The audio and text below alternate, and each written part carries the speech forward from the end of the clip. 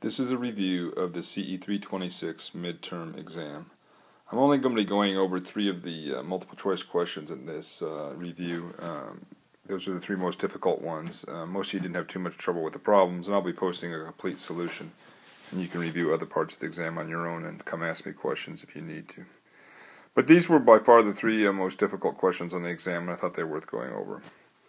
The first one, you were given a reservoir that was filled to some level, and later the water level in the reservoir dropped, and you were asked how does the effective stress at A change when the water drops from the upper level to the lower level. So first let's just look at the original conditions where the water is at the highest level. In this case I'll call the depth of the water dW1, and then the depth down to the point A will be Z.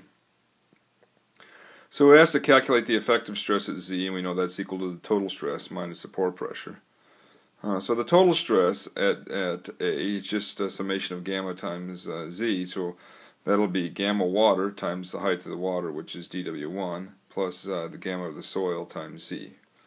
We subtract from that the pore water pressure, and we just take the height that the water is rising above A, and that's going to be dW1 plus Z, quantity times gamma water. Then let's simplify this equation. We'll notice that the gamma water times dW1 will drop out of the equation, and we're simply left with that sigma prime Z is equal to gamma times Z minus gamma water times Z. We can write that in shorthand as gamma prime times Z, where gamma prime is the buoyant unit weight of the soil, which is just equal to gamma minus gamma W. And we should note by now that since this equation, sigma prime Z, is simply equal to gamma prime times Z, and dW doesn't enter into the equation at all, it looks like it doesn't matter what the height, the depth of the water is above the point Z, that it's not going to change the effective stress, which is indeed the case. But just to drive the point home, let's look at the case where the water table is lowered. Now I'll call the depth of the water table dW2.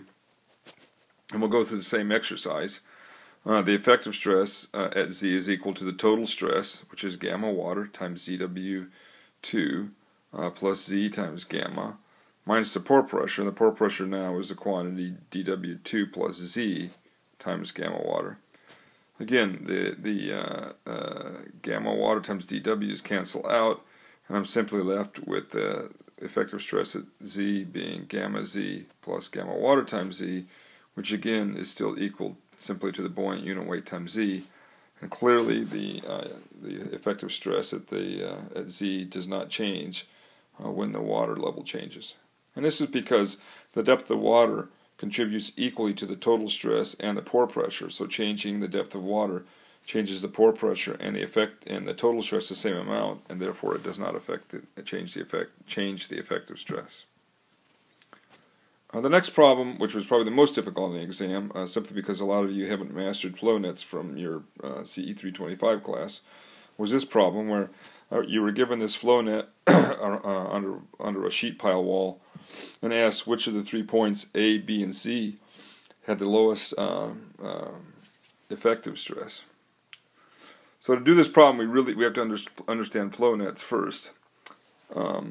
But fundamentally, I said many times, if you want to know what the effective stress is at some point, simply put in a piezometer at those points, determine where the water rises in the piezometer. From that, you can calculate the pore pressure. Once you know the pore pressure, you just have to calculate the total stress and subtract the pore pressure from the total stress. So this is a flow problem, and it's a steady-state flow problem. If we start on the left, we'll look at this last leftmost flow line.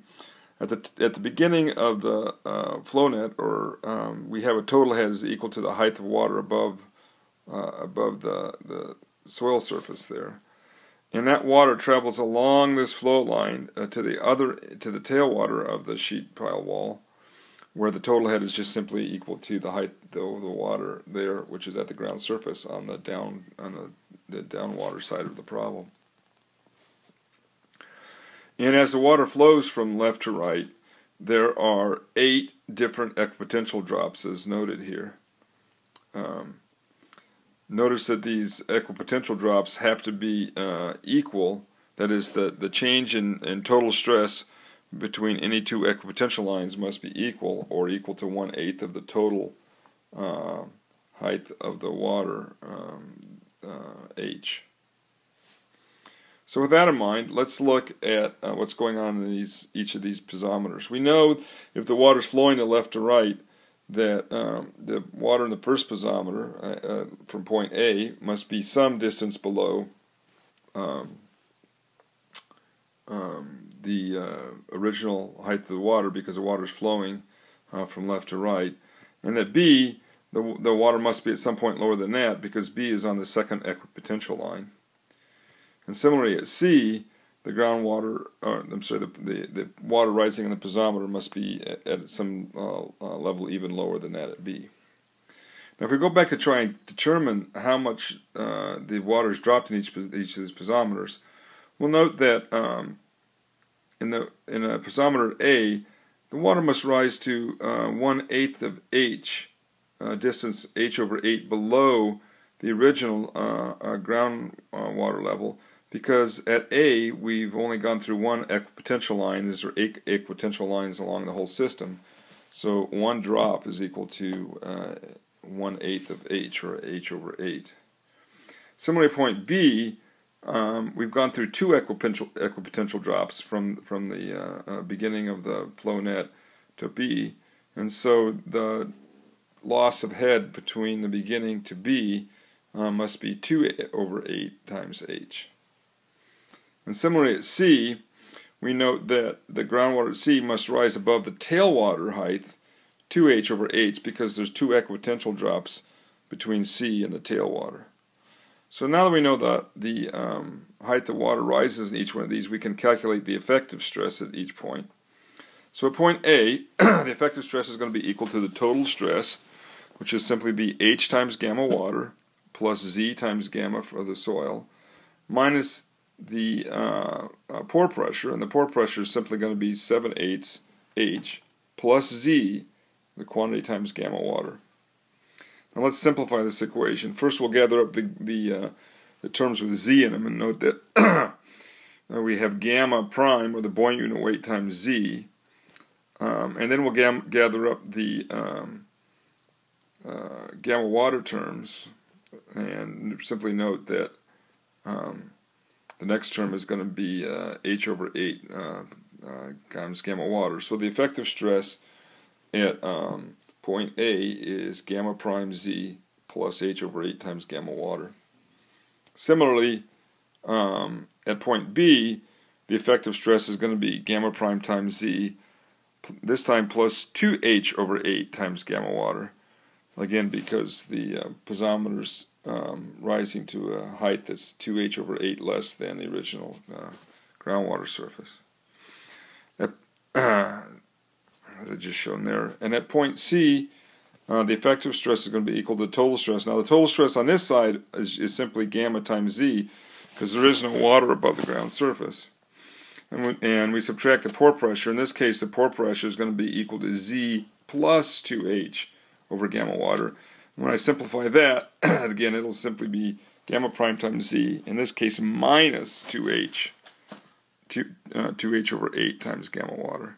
So clearly when I compare the effective stress at these 3 locations, the lowest effective stress is at C, and it's equal to gamma prime times Z minus 2H over 8 times gamma water.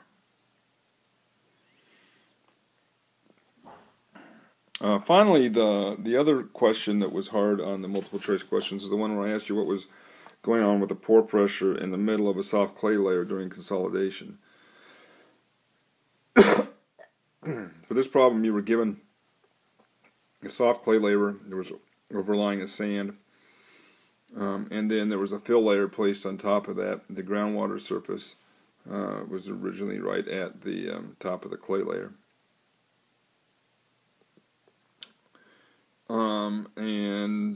You were told to, you were asked about the pore pressure at the mid-height of the clay layer at point A, shown here.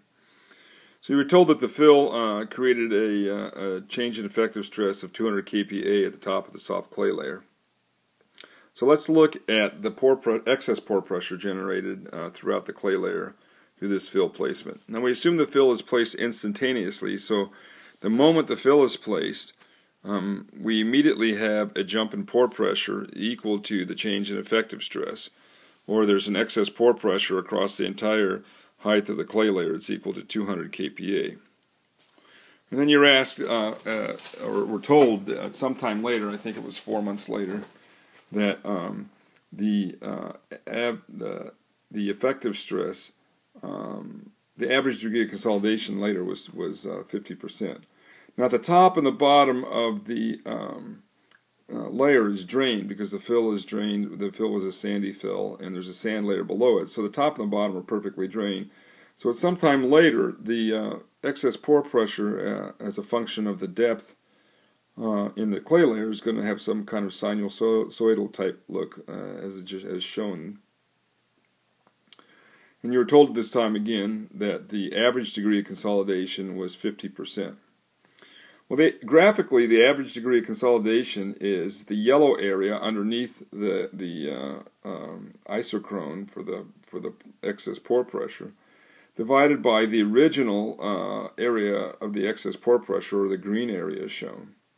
So that's what graphically what the average degree of consolidation represents. In this case, we're told that that ratio of those two areas is 50%. Well, if the ratio of those two areas is 50%, and we're looking at the center of the clay layer, then the peak of that sinusoidal area must be greater than 100 kPa, because if it was equal to 100 kPa, then the yellow area could not possibly be equal to half of the total green area.